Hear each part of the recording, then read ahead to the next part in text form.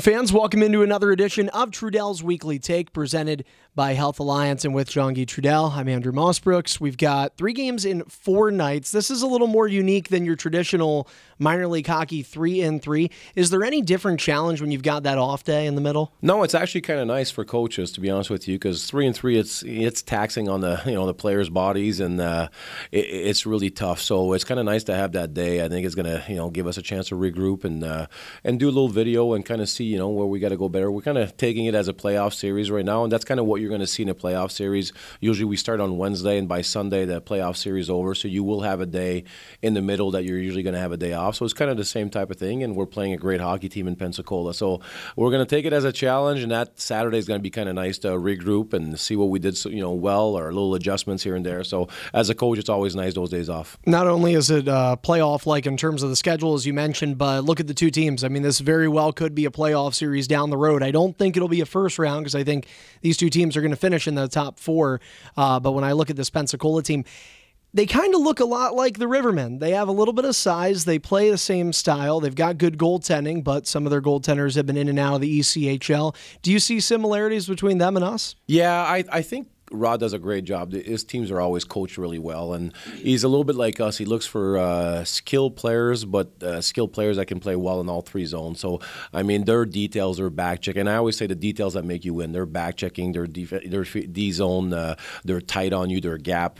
They do everything well, and they're physical. I mean, no matter if they are kind of skilled players, there's still that physicality that you ask for, especially when you only can rotate nine forwards usually that you play regularly. They have to do everything. They have to play in all 3 zones. They have to kill penalties, and they're really a tight team. They're tight on you all the time. You don't have much space, and that's what hockey's all about, eliminating time and space, and they do a good job. So, yeah, there's a lot of similarities. Defensively, they're great. I mean, you can see right now, I think we're 1-2. I mean, I think they're 1 now, we're 2 or whatever. It's pretty close, and but it's kind of what Rod's team always look like. They work extremely hard in all 3 zones, and they're hard to beat. And one thing they do really well is they don't make mistakes. They don't beat themselves. See, you have to work really hard to make sure you put it in. And I remember, even last year, our 3 games there, they're tight. They're tough to get to the net. They do the right things. They box out. So it is what it is. And for us, that's why we're excited. It's going to kind of bring us back to the series. And every time we play them, it's a war out there. So it's going to be a lot of fun. Well, again, you've got 3 games that might have a playoff-like feel. And back-to-back weeks, you're getting Saturdays off. We'll sort of rewind a little bit. You get the win in Quad City, but then you don't play Saturdays. So, and I heard the guys didn't skate Saturday or Sunday, so you're a big believer in rest. Is it nice getting a weekend off? Yeah, it is. I mean, we did the same type of thing. There was a little bit of storm on Sunday, too, so I figured they might as well just stay home. We have a lot of bumps and bruises right now, so 2 days is always nice this time of the year. So they stayed home, came back Monday refreshed, and I thought we had 3 great days of practice and excited about tomorrow's morning skate and then attacking Pensacola. Those games, you said storm. Poetically, Quad City, you get the 3-2 win on Friday. Final minute goal by Alec Hageman. I haven't had a chance to talk to you since after that game. So what were you feeling about that game? I was really happy. We kind of stress patience. We don't want to change our system no matter what if it's a close game. And I thought we bought in doing the right things. They got 2 goals off the rush, but everything else, we didn't give them any zone time. We were really good. I thought we closed better. Our gaps were better. So we talked about changing a few things in our approach, missing a few guys that we have. And the boys really bought into it. I thought we were more aggressive. They didn't have time to set up on set breakouts or anything, and we got the puck back a lot. Our rotations offensively against man-on-man, I thought we were struggling because we weren't moving our feet. So finally, I thought we had a lot of zone time. Yes, sometimes we should have shot that we didn't, but we still had zone time and we moved the puck. And when hockey now is a game of possession. If you have that puck 70% of the game, a lot of times you win those hockey games. And I love that we didn't change though. We waited to that last minute. We kept doing the same things, and then a big goal. My big guys came through with a great play. Bearsy on the face-off, and then Dion from the corner, and Hags going to the net. And against guys like DeSalvo or even this upcoming weekend, we have we're probably going to play Perry that just got released for a while. And, against good goalies, you have to be in front of their eyes, and Hags fortunately did that, went there and got rewarded. I think when I ask you about numbers, a lot of times it's more just, hey, we're trying to win, we take it a day at a time. But do you ever look at any benchmarks? Because by the end of this week, by the end of Sunday, you'll hit 28 games played. That's the official midway point of the season. Do you ever look at that? Time to assess a little bit more? Do we have a conversation in the locker room about things we've done right, things we've done wrong, or no? A little bit. The way I do things at this level is usually my halfway point is usually when I start going more in playoff mode when it comes to matchups or PK guys, or I feel like I try to give everybody a chance on certain different situations, and then you get a feel for your team, and by that point then you really try to just bring it all together and make sure even like every offensive zone face-off, every defensive zone face-off, you start having more of a plan. Stat-wise, we know every year where we got to get to making the playoffs, and that's our first goal. We want to make the playoffs, and we always know around 25 wins gets you in the playoffs. So right now we want to get to 25 wins as fast as we can. So after that, without disrespect, we want to have fun with what we do. So we want to change things on the fly. We want to see if guys have enough high IQ to be able to change from minute to minute to see, different type of things. And in the playoff, that's what it's going to take. You're going to play great hockey teams that sometimes you do have to, change on the fly and on the bench. So it's going to prepare for that. But the only for me, the biggest thing is I try to dial in all our situational hockey that we need to by the halfway mark, and understanding who's good in what situation and putting them in those situations so they can succeed. Well, part of understanding is obviously knowing what you have, and we've gone this far into this edition of Trudel's Weekly Take without bringing up the elephant in the room, the big headline of the week. Brandon Rummel is back. It's been a little over a year since he's last been in Peoria, and it's been almost a year since he's played in the SPHL.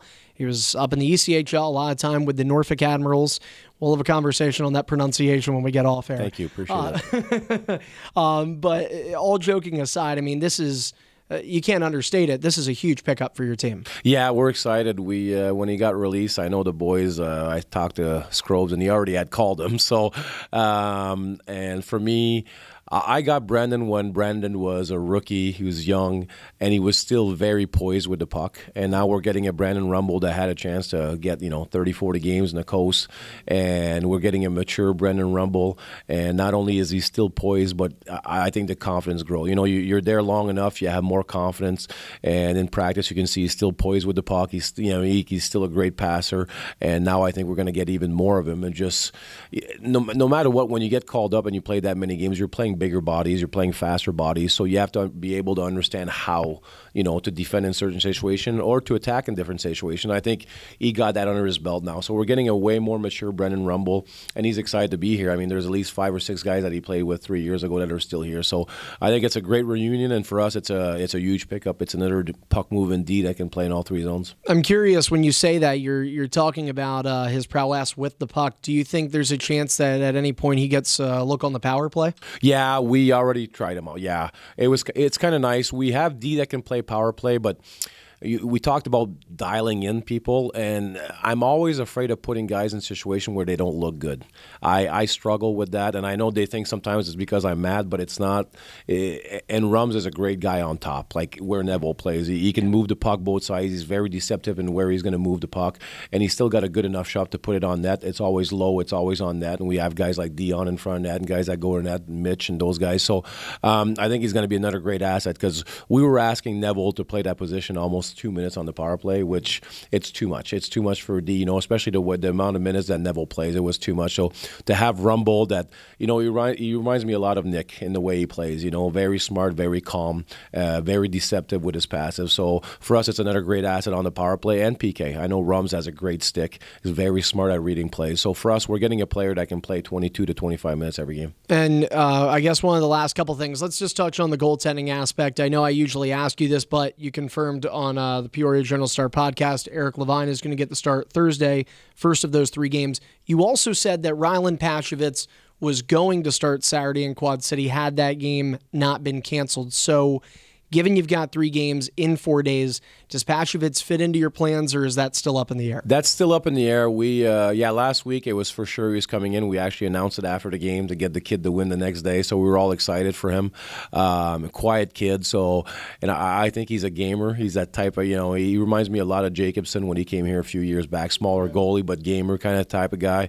And but we didn't give a chance. This week, to be honest with you, right now, I don't know. We're going to go with Levy the first night, and after that, it's all about, how we played, if we won, if we lost. There's a lot of situations that come in if Levy's fresh, if we got, if Pensacola was in our zone, most of the game, then we might give him a break. So it all depends on the situation that happens, but all we know right now is Levy for sure, and I would love to give the kid a game. That's for sure this week. Well, it's going to be a tough team. It's going to be a fun week. 3 games in 4 days. We're finally back home to kick off 2020, starting Thursday night. $8 upper bowl tickets, $10 select lower bowl seats, Thursday 6:45 against the Pensacola Ice Flyers. For now, that's going to do it, though, for this edition of Trudel's Weekly Take. Coach Jean-Guy Trudel, thank you. Thanks, Mossy.